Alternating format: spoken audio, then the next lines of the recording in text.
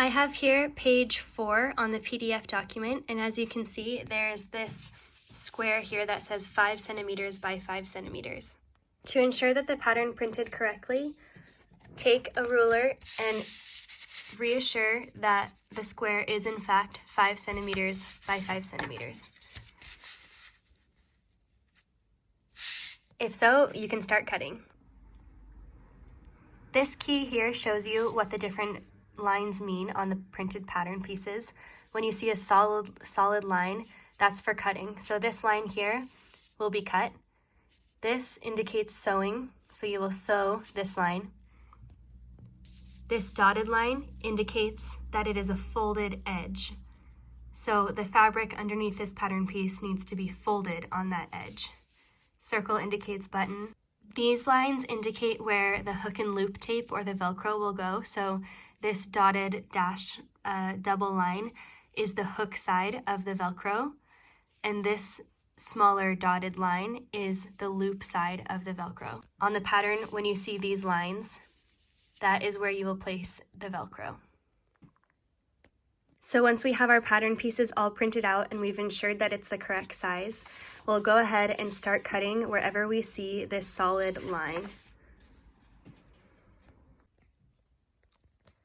So as you can see, I've just cut out pattern piece number 4. We know it's pattern piece number 4 because of the 4 with the circle around it. And this image indicates where it is on the dress. So this is the collar piece. This arrow represents the grain line, so it helps you position the fabric as you cut it. It helps you position it on the fabric, as you cut the pattern piece. So this line should be in matching direction with the grain line on the fabric. This 4 here tells me that I have to cut out 4 pieces of this.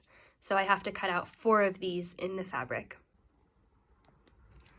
So this pattern piece is in 2 parts, as you can see. So I will line up the lines just like so and tape it quickly.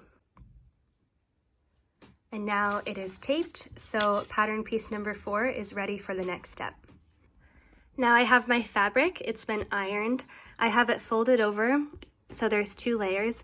We recommend that you don't cut more than 3 layers at a time because it can cause the layers to slip and cause inaccurate cuts. So I'm going to lay my pattern piece on the fabric with the grain line matching the grain line of the fabric. If I lay the pattern piece like so, then when we sew the dress, it will have an unwanted stretch on the bias. So we have to ensure that the arrow lines up with the grain line of the fabric. Next, I'm going to take my pins and pin the paper pattern piece to the fabric.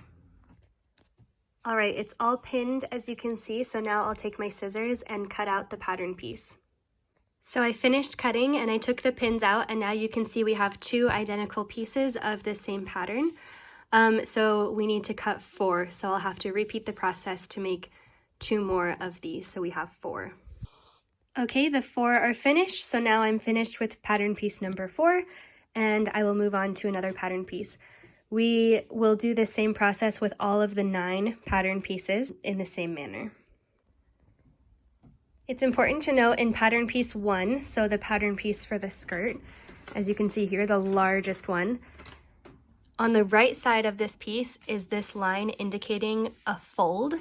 If you remember here, we have our fold. So this edge, this entire edge is not cut, rather it is lined up with a folded edge of the fabric. And I believe this is the only folded edge of the entire dress that you will have to worry about. So everything else is cut. This side is not, it's folded. So before we move on to the next section of the training, please print the pattern pieces, cut out the pattern pieces as I showed you and tape them as necessary.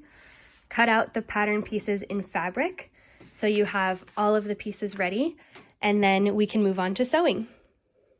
Thank you for your attention, and please don't hesitate to contact me if you have any questions.